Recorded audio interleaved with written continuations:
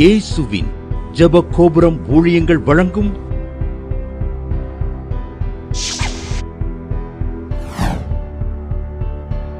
நம்பிக்கையிலே சந்தோஷமாயிருங்கள்.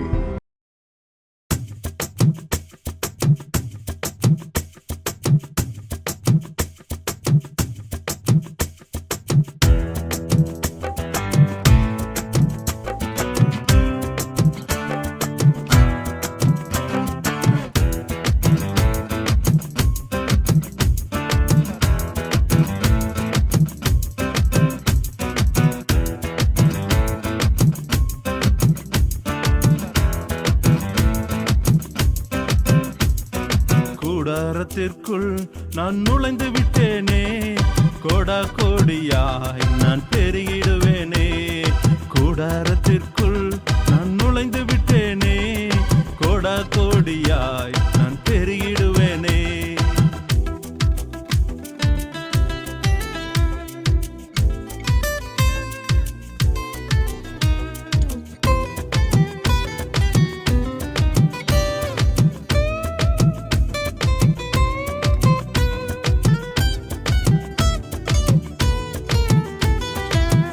ஆசீர்வாதத்தின் மேல் ஆசீர்வாதங்கள், ஆசீர்வாதத்தின் மேல் ஆசீர்வாதங்கள் மழையாய் என் வாழ்வில் பெய்திடுமே, மழையாய் என் வாழ்வில் பெய்திடுமே.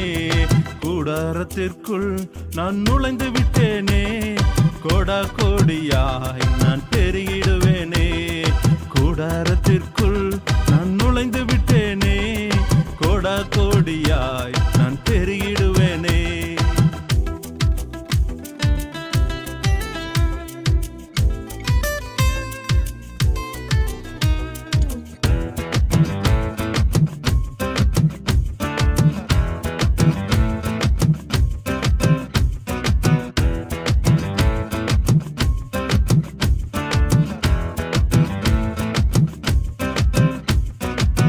மகிமையின் அபிஷேகத்தால் நிரம்பி விட்டேனே, மகிமையின் அபிஷேகத்தால் நிரம்பி விட்டேனே. மாபெரும் காரியங்கள் செய்திடுவேனே, மாபெரும் காரியங்கள் செய்திடுவேனே.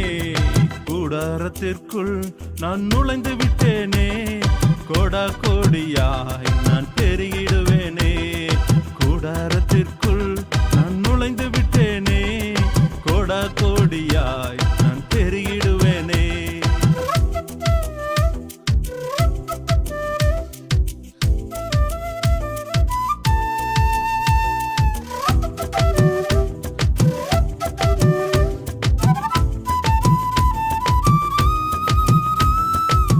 மகிமையின் மேல் நான் மகிமையடைந்து, மகிமையின் மேல் நான் மகிமையடைந்து மறுரூபமாக மாறிடுவேனே, மறுரூபமாக மாறிடுவேனே. கூடாரத்திற்குள் நான் நுழைந்து விட்டேனே, கோடா கோடியாய் நான் பெருகிடுவேனே.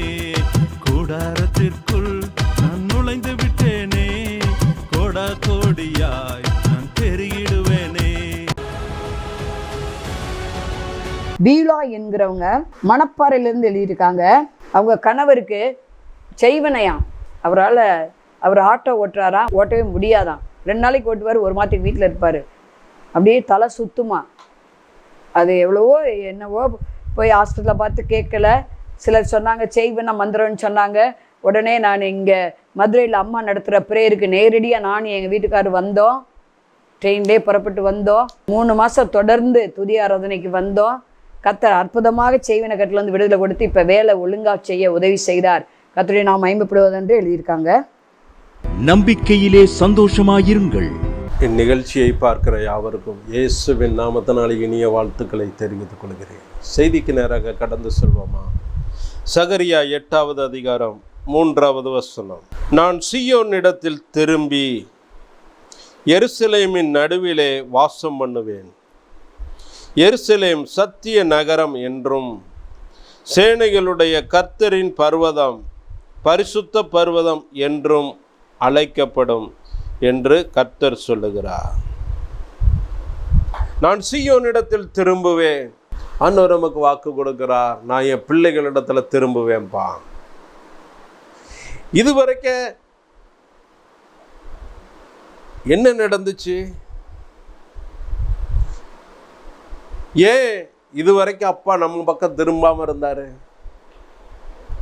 அதே சகரியா 7வது அதிகாரம் 8வது வசனத்துல இருந்து நம்ம பார்த்தோமானா, பின்பு கர்த்தருடைய வார்த்தை சகரியாவுக்கு உண்டாகியவர், சேனைகளின் கர்த்தர் உரைக்கிறது என்னவென்றால், நீங்கள் உண்மையாய் நியாயம் தீர்த்து அவனவன் தன் தன் சகோதரனுக்கு தயவும் இரக்கமும் செய்து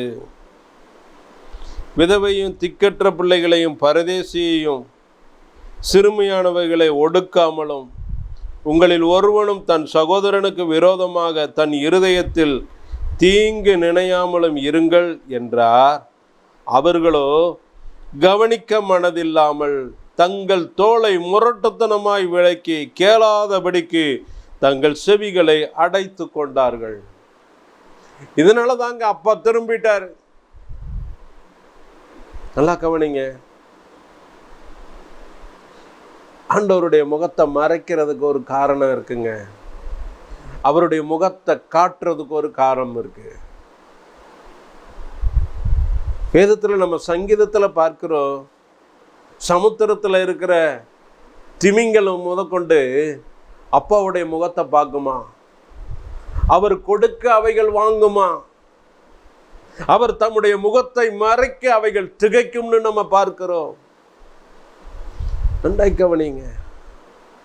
அவருடைய முகத்தை நமக்கு மறைச்சிட்டார்னா நம்முடைய வாழ்க்கையில திகைப்புகள் வர ஆரம்பிக்கும். அவருடைய முகத்தை நம்ம பக்கமா திருப்பணும். இன்னைக்கு அப்பா வாக்கு கொடுத்துட்டார், நம்ம பிள்ளைய பக்கமா நான் என்னுடைய முகத்தை நான் திருப்புறேன். திருப்பி என் பிள்ளைகளுடைய வாழ்க்கையில பிள்ளைகள் நடுவில் நான் வாசம் பண்றேன். பிள்ளைகளுள் வாசம் பண்ணுகிற நகரத்தை சத்திய நகரமாய் மாற்றுகிறேன். அவள் இருக்கிற ஸ்தலங்களை பரிசுத்த ஸ்தலமாய் நான் மாற்றுகிறேன். அப்பா வாக்கு கொடுத்துட்டாரு. முன்னாடி நம்ம ஆண்டவருடைய வார்த்தைகளுக்கு கீழ்ப்படியாததுனால, அந்த வார்த்தைகளை கவனிக்க மனதில்லாததுனால, நம்முடைய தோளை முரட்டத்தனமாய் விளக்கினதுனால, கேளாதபடிக்கு தன் செவிகளை அடைத்து கொண்டு போனதுனால அவருடைய முகத்தை நமக்கு மறைச்சிட்டார். நல்லா கவனிங்க. அதனாலதான் எரேமியா 4வது அதிகாரத்தில் சொல்றார், எப்பா திரும்புகிறதற்கு மனசா இருந்தா என் பக்கம் திரும்புப்பா, நீ உன் முகத்தை எனக்கு காட்டுப்பா. நல்லா கவனிங்க. 2 பேர் ஒருத்தருக்கு ஒருத்தர் பார்க்கும்போது தாங்க ஒரு சந்தோஷம் உண்டாகும். ஒரு குடும்பத்துக்குள்ளேயே இருக்கிறோம், கணவன் மனைவிக்குள்ள அண்டர்ஸ்டாண்டிங் இல்லாம ஒருவர் முகத்தை ஒருவர் திருப்பிக்கிட்டு இருந்தா குடும்பம் நல்லா இருக்குமா? நீங்களே யோசிச்சு பாருங்க. குடும்பம் நல்லா இருக்குமா? 2 பேரும் இங்கிட்ட திரும்பிக்கிட்டு ஆளுக்கு ஒரு பக்கம் திரும்பிக்கிட்டு பதில் சொன்னா நல்லா இருக்குமா? இதை போலதாங்க தேவ பிள்ளைங்களுடைய உறவுலையும் ஆண்டவருக்கும் நமக்கும் அதே மாதிரி தாங்க. நம்ம அவரை பார்க்க, அவர் நம்ம பார்க்க, இப்படிதாங்க இருக்கணும். நாம அவர்கிட்ட பேச, அப்பா நம்மோட பேச. இதுதாங்க தேவ பிள்ளைகளுடைய வாழ்க்கை, ஜெப வாழ்க்கை, நல்ல ஒரு ஆவிக்குரிய வாழ்க்கை.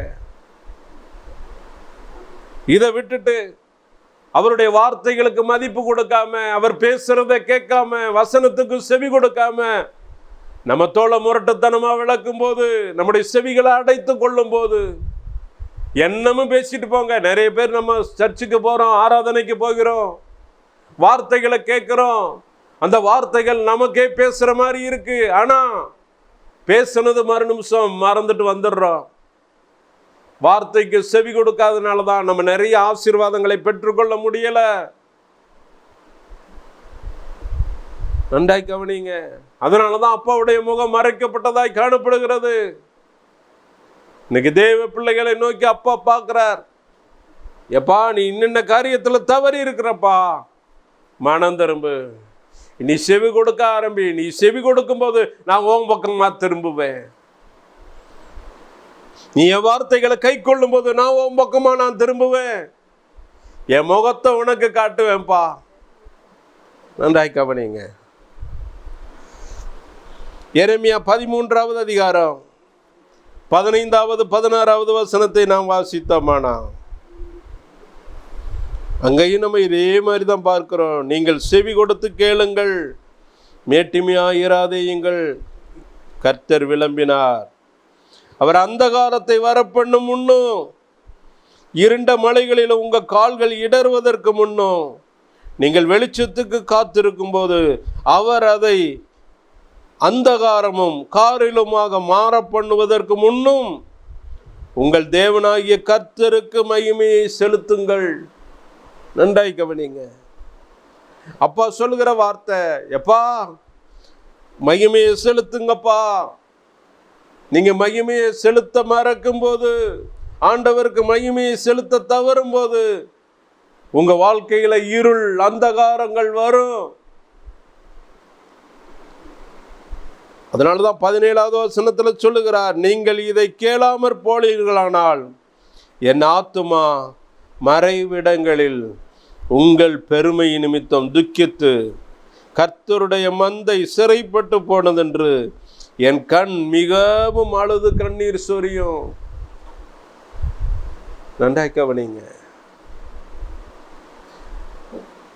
நம்ம அவருக்கு மகிமையை செலுத்தாததுனால, அவரை தேடாததுனால, நம்முடைய தோளை அவருக்கு விளக்குறதுனால, நம்முடைய செவிகளை அடைத்து கொள்ளுகிறதுனால, அவருடைய சத்தத்தை கேட்காததுனால என்ன நடக்குது பார்த்துங்க. மறைவிடங்களில் நம்முடைய பெருமைகளின் நிமித்தம் துக்கித்து என் மந்த சிறைப்பட்டு போச்சேன்னு சொல்லி அவருடைய கண்கள்ல இருந்து அழுது கண்ணீர் சொரியுமா. அப்பா நமக்கா கண்ணீர் விடுகிறார். அவர் கண்ணீர் விட்டு கதறி அழுகிறார். என் பிள்ளை என்னை விட்டு தூரமாய் போடானே. கவனிங்க. இதனாலதாங்க நமக்கு அவர் முகத்தை நமக்கு மறைக்கிறார். அப்பா இன்னைக்கு நம்ம மனம் திரும்புவோம். ஒரு நாளும் அவருடைய கண்கள்ல இருந்து கண்ணீர் வரக்கூடாது. நல்லா கவனிங்க. பிள்ளைகளுடைய வாழ்க்கையில பிள்ளைகள் பெற்றோருக்கு பிரியமில்லாமல் நடக்கும்போது, பெற்றோர்களை இருதயத்தை காயப்படுத்துற மாதிரி நடக்கும்போது பெற்றோர்களுடைய இருதயங்கள் அப்படியே கண்ணீர் சொரியும். கண்கள்ல இருந்து கண்ணீர் சொரியும். என்ன கவனிங்க. நான் நிறைய பேருடைய வாழ்க்கையில பார்த்துருக்கிறேன். ஒருத்தங்களுக்கு ஒரே ஒரு பையன், செல்லமா வளர்த்துருக்காங்க. வளர்த்து இப்ப பெரிய வாலிபனா மாறிட்டான். இப்ப என்ன நடக்குது தெரியுமா? இவங்க ரட்சிக்கப்பட்ட குடும்பம் தான். ஆனா பிள்ளையினுடைய துன்மார்க்க வாழ்க்கை, கெட்ட ஃப்ரெண்ட்ஷிப்னால அவனுக்கு மதுபான அடிமைத்தனம் வந்துருச்சு. இதனால என்ன நடக்குது? தகப்பன் குடிக்கக்கூடாதுன்னு சொல்றாரு. இவன் அம்மாட்ட போய், அம்மா எனக்கு காசு கொடுமான்னு கேட்க, தாயும் தகப்பனும் வேற வேற விதமா அந்த பிள்ளைய, என் பிள்ளை வெளியே போயிடக்கூடாதுன்னு சொல்லி காசு கொடுத்து மதுவான பாட்டில் வாங்கி கொடுத்து பாருங்க, பிள்ளையினுடைய வாழ்க்கை கேடாய் போயிடுச்சு. இதனால என்ன நடந்துச்சு? பையனுக்கு கல்யாணம் முடிச்சாங்க. மனைவியோட அண்டர்ஸ்டாண்டிங் இல்லை. குடிச்சு குடும்பத்தில் தகராறு. அவள் போய்விட்டாள். மனைவி பிரிஞ்சு போயிட்டா. பாருங்க, ஒரு குடும்பம் கணவன் மனைவிக்குள்ள அண்டர்ஸ்டாண்டிங் இல்லாதனால கணவன் ஒரு பக்கமா, மனைவி ஒரு பக்கமா, இவங்க ஒரு ஆராதனைக்கு போறாங்க, அவங்க ஒரு ஆராதனைக்கு போறாங்க. என்னங்க இது குடும்ப வாழ்க்கை? நன்றாய் கவனிங்க. நீ திரும்புகிறதற்கு மனதாக இருந்தால் இன்னைக்கே நம்ம திரும்ப கடவுளோம்.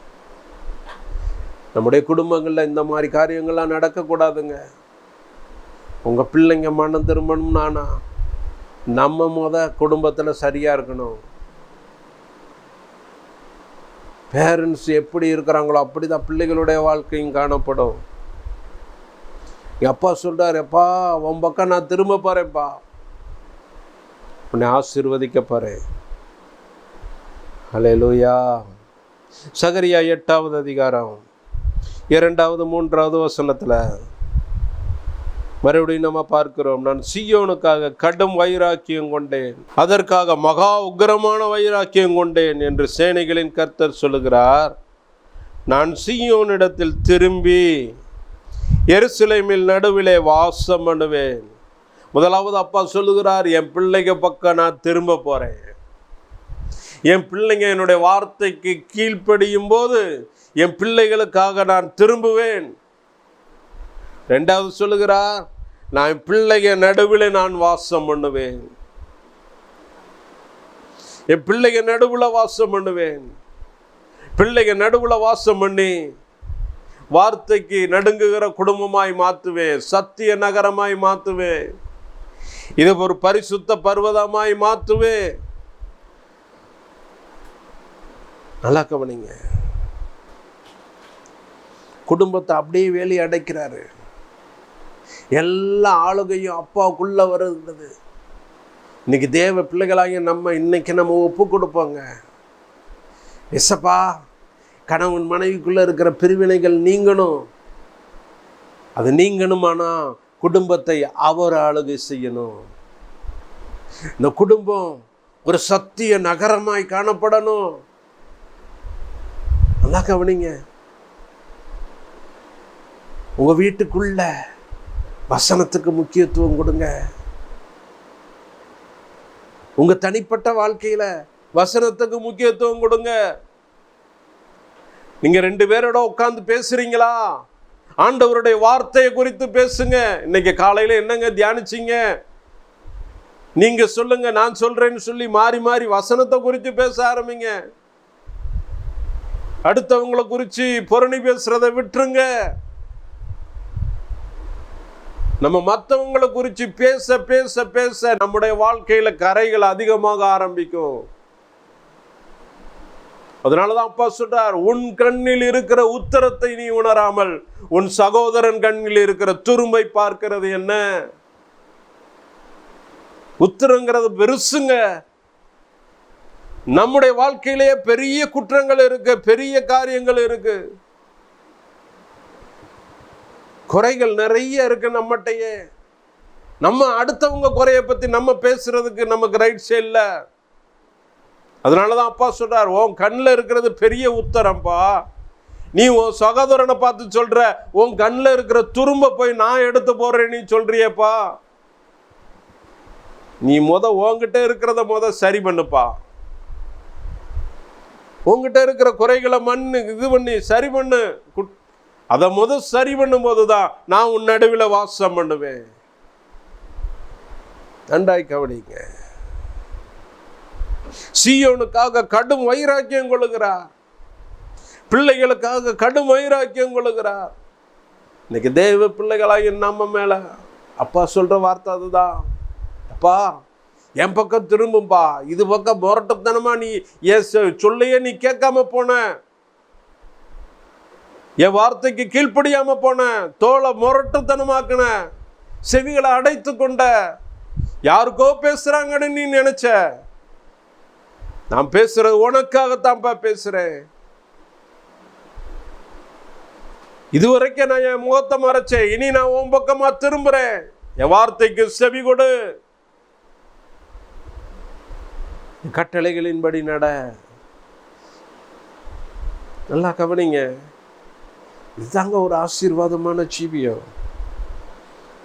நம்முடைய குடும்பம் சத்திய நகரமாய் மாறணும். மாறும்போது என்ன நடக்கும்? அதே சகரியா 8வது அதிகாரம் 4வது வசனத்தில் ஆண்டவர் சொல்லுகிறார், திரும்பவும் எருசலேமின் வீதிகளில் முதிர் வயதினாலே தங்கள் கைகளில் தோலை பிடித்து நடக்கிற கிழவரும் கிழவிகளும் கூடியிருப்பாங்க. நல்லா கவனிங்க. உங்க வீடு ஒரு சத்திய நகரமாய், ஒரு பரிசுத்த நகரமாய் மாறும்போது என்ன நடக்கும் தெரியுமா? வாழ வயதுல சாவது நிறுத்தப்படும். வயது முதிர்ந்தவங்க உங்க வீட்டில் இருப்பாங்கங்க. இதுதாங்க முக்கியம். உன் ஆயுசு நாட்களை நான் பூரணப்படுத்துவேன் ஆண்டவர் வாக்கு கொடுக்கிறார். அப்பா நம்ம பக்கம் திரும்பிட்டார்னா, நம்முடைய குடும்பத்தை சத்திய நகரமாய் மாற்றிட்டார்னா, நம்முடைய ஆயுசு நாட்களை பூரணப்படுத்துவார். இரண்டாவது சொல்லுகிறார் 5வது வசனத்துல, நகரத்தின் தெருக்களிலே விளையாடுகிற ஆண் பிள்ளைகளும் பெண் பிள்ளைகளும் அதன் வீதிகளில் நிறைந்திருக்கும் என்று சொல்லுகிறார். ஒரு சந்தோஷங்க, பிள்ளைங்க விளையாடுகிறத பார்க்கும்போது ஒரு சந்தோஷம், பேர பிள்ளைகளை பார்க்கும்போது சந்தோஷம். நன்றாய் கவனிங்க, இதுதாங்க ஒரு பெரிய சந்தோஷம். முதலாவது நம்மளை ஆயுசு நாட்களை பூரணப்படுத்துகிறார். இரண்டாவது ஒரு காரியம், நம்மளை சந்தோஷப்படுத்துகிறார். மூன்றாவது ஒரு காரியத்தையும் ஆண்டவர் செய்கிறார். அதே அதிகாரத்தில் சகரியா 8வது அதிகாரம் 7வது வசனத்தில் நம்ம பார்க்கிறோம். இதோ கிழக்கு தேசத்திலும் தெற்கு தேசத்திலும் இருந்து என் ஜனங்களை நான் ரட்சித்து. நன்றாய் கவனிங்க, எந்தெந்த அடிமைத்தனத்தில் எந்தெந்த கட்டில் காணப்படுறாங்களோ அவங்களெல்லாம் ரட்சிக்கிறார், விடுதலையாக்குகிறார். ரட்சிப்புன்னு என்னங்க? விடுதலைங்க. பாவத்திலிருந்து விடுதலை, சாபத்திலிருந்து விடுதலை, உங்க கடன்ல இருந்து விடுதலை, விடுதலை கொடுக்கிறாருங்க. உங்க குடும்பம் சத்திய நகரமாய் மாறும்போது, இது ஒரு பரிசுத்த ஸ்தலமாய் மாறும்போது, ஆண்டவர் உள்ள வாசம் பண்ணும்போது, என்னென்ன காரியங்கள்ல நீங்க அடிமைத்தனத்துல கிடக்கீங்களோ, கட்டுப்பட்டு கிடக்கீங்களோ, அத்தனை கட்டுகளை ஆண்டவர் உடைக்கிறாருங்க. நல்லா கவனிங்க, உங்க ஆயுசு நாட்களை பூரணப்படுத்துறாரு, உங்களை சந்தோஷப்படுத்துறாரு. மூன்றாவது ஒரு காரியம், அவர் ரட்சிக்கிறார். நான்காவது ஒரு காரியத்தை நம்ம பார்ப்போம். அதே சகரியா 8வது அதிகாரம் 8வது வசனம், அவர்களை அழைத்து கொண்டு வருவேன், அவர்கள் எருசலேமின் நடுவிலே குடியிருப்பார்கள், அவர்கள் எனக்கு உண்மையும் நீதியுமான ஜனமாய் இருப்பார்கள், நான் அவர்களுக்கு தேவனாய் இருப்பேன் என்று கர்த்தர் சொல்லுகிறார். உங்களை குடியிருக்க பண்ணுவார், சமாதானமாய் குடியிருக்க பண்ணுவார். என்ன கவனிங்க, இதுதாங்க நமக்கு வேணும். என் பிள்ளைங்களை நான் சமாதான தாபரங்களில் குடியிருக்க பண்ணுவேன் ஆண்டவர் வாக்கு கொடுக்கிறார். உங்களை நல்லபடியாக குடியிருக்க பண்ணுவார், குடியிருக்க பண்ணுவார். இதுதாங்க நமக்கு வேணும். நம்முடைய குடும்பம் ஒரு குட்டி பரலோகமாக காணப்படணுங்க. இதுவரைக்கும் நரகம் போல நம்முடைய காரியங்கள் காணப்படலாம். ஒருவருக்கொருவர் பேசாம, ஒருவருக்கொருவர் விரோதமாய் எத்தனை காரியங்கள் இருந்தாலும், இன்னைக்கு அப்பாவிடத்துல மனம் திரும்புங்க, முழங்கால் படிக்கிட்டு கதறி எழுங்க, ஆண்டவரே எங்களை மன்னிங்கன்னு சொல்லுங்க. உங்க கணவர் 2 பேர் ஒருத்தருக்கு ஒருத்தர் ஒப்புரவாகுங்க. கணவன் மனைவி ஒப்புரவாகணும். ஒப்புரவாகும் போது தான் இருவர் ஒருமனப்படும் போது ஆண்டவர் பிரசன்னம் உங்க மத்தியில இறங்கும். உங்க நடுவில் வாசம் பண்ணுவார். உங்க குடும்பம் நடுவில் வாசம் பண்ணும்போது சத்திய நகரமாய் உங்க குடும்பம் மாறும், உங்க வீடு மாறும், பரிசுத்த ஸ்தலமாய் மாறும். அப்பா உள்ள வாசம் பண்ணும்போது உங்க ஆயுசு நாட்களை பூரணப்படுத்துவார், உங்களை சந்தோஷப்படுத்துவார், உங்களை சமாதானமாய் குடியிருக்க பண்ணுவார். இந்த ஆசீர்வாதங்கள்லாம் நமக்கு வேணுங்க. இன்னைக்கு நம்ம மனம் திரும்புவோம். அப்பா, இனி உங்க முகத்தை மறைக்கிற மாதிரி காரியங்கள்ல நான் ஈடுபட மாட்டேன், நான் உங்க பக்கம் திரும்புறேன்பான்னு சொல்லுங்க. நம்ம அவர் பக்கம் திரும்பும்போது அவர் நம்ம பக்கம் திரும்புவார். இதுதாங்க உன் முகத்தை காட்டுப்பான்னு ஆண்டவர் வாக்கு சொல்லுகிறார், ஏக்கத்தோட சொல்லுகிறார். நான் திரும்பிட்டு நான் அழுவேன்பா, என் கண் மிகவும் கண்ணீர் சொரியும் அப்படின்னு ஆண்டவர் வேதனையோடு எரேமியால சொல்லியிருக்கிறார். அந்த மாதிரி அப்பா நம்மளை பார்த்து கண்ணீர் விடக்கூடாதுங்க. என் பிள்ளை என்ன பார்க்காதா, என் கூட பேசாதா, என் கூட மகிழாதா, என் சத்தத்தை கேட்காதா, என் வார்த்தையை கேட்காதா, என் கடிந்து உள்ளதற்கு திரும்பாதான் ஆண்டவர் ஏங்குகிறார். இன்னைக்கே நம்ம திரும்புவோம். நம்ம திரும்பும் போது அப்பா நம்ம பக்கமா திரும்புவார். நம்முடைய சிறையிருப்புகள், நம்முடைய அங்கலாய்ப்புகள் எல்லாவற்றையும் நீக்கி போடுவார். நம்முடைய குடும்பத்தை சத்திய நகரமாய் மாற்றுவார். உள்ள அவர் வாசம் பண்ணுவார். பரிசுத்த நகரமாய் மாறிடும். நம்முடைய ஜெபங்கள் அங்கீகரிக்கப்படும். மேலான நன்மையை காணும்படி கிருபை செய்வார். நம்முடைய ஆயுசு நாட்களை பூரணப்படுத்துவார். நம்மளை சந்தோஷத்தினால நிரப்புவார். ஜெபிப்போமா. தகப்பனே, உமக்கு நன்றி. நீர் பேசின வார்த்தைகளுக்கு நன்றிப்பா. நாங்கள் உன் பக்கமாய் திரும்ப கிருபை செய்யுங்கப்பா. குறைகள் குற்றங்களை மன்னிங்க. இதுவரைக்கும் எத்தனையோ காரியங்களை உண்மை வேதனைப்படுத்தியிருக்கிறோம்ப்பா. உங்க கண்கள்ல இருந்து கண்ணீர் சொரியும்படி நாங்க எத்தனையோ தவறுகளை பண்ணியிருக்கிறோம். குறைகளை மன்னிங்கப்பா, குற்றங்களை மன்னிங்கப்பா. உமக்கு நன்றி சுவாமி. எங்களுடைய குடும்பம் சத்திய நகரமாய் மாறணுமே, ஒரு பரிசுத்த ஸ்தலமாய் மாறணுமே, குடும்பத்துக்குள்ள நீங்க உலாவணுமே. கிருபை செய்யுங்கப்பா. ஒவ்வொருவர் குடும்பத்தையும் நீங்க ஆளுகை செய்யுங்க. குறைகள் குற்றங்களை மன்னிங்கப்பா. குடும்பத்துல நல்ல உறவு வரட்டும் ஐயா. கணவன் மனைவிக்குள்ள நல்ல உறவுகள் வரட்டும். எல்லா விரிசல்களை உண்டாக்குகிற எல்லா கிரியைகளையும் இயேசுவின் நாமத்தினாலே கடிந்து கட்டி அப்புறப்படுத்துகிறோம். ஒரு மனதினாவி, ஒரு அன்பினாவினால குடும்பத்தை நிரப்புங்கப்பா. கிருபை செய்யுங்க. இயேசுவின் நாமத்தில் கெஞ்சி கேட்கிறோம் நல்ல பிதாவே. ஆமென், ஆமென். மாணவர்களே, அதிசய கல்வாரி ஊழியங்கள் மூலம் ஒவ்வொரு மாதமும் தேவனால் எல்லாம் கூடும் பத்திரிகையை நாங்கள் வெளியிடுகிறோம். தேவ சமூக பாடல்கள் DVD, ACD இந்த பாடல்களை நாங்கள் வெளியிடுகிறோம். அதிசய கல்வாரி ஊழியம் இது தீர்க்க தரிசன ஜெப ஊழியமாக நடைபெறுகிறது. இந்த ஊழியங்களுக்காக ஜெபிக்க, காணிக்கையை அனுப்ப தாங்க மறவாதிருங்கள். ஜெபிக்கிற, கொடுக்கிற, உழைக்கிற உங்கள் ஒவ்வொருவரையும் ஆண்டவர் தாமே ஆபிரகாமை ஆசீர்வதித்தது போல சகல விதத்திலும் உங்களை ஆசீர்வதிப்பாராக. ஆமென். அன்பிற்குரியவர்களே, இந்த ஊழியத்தை உங்கள் காணிக்கைகளால் தாங்குபவர்களின் கவனத்திற்கு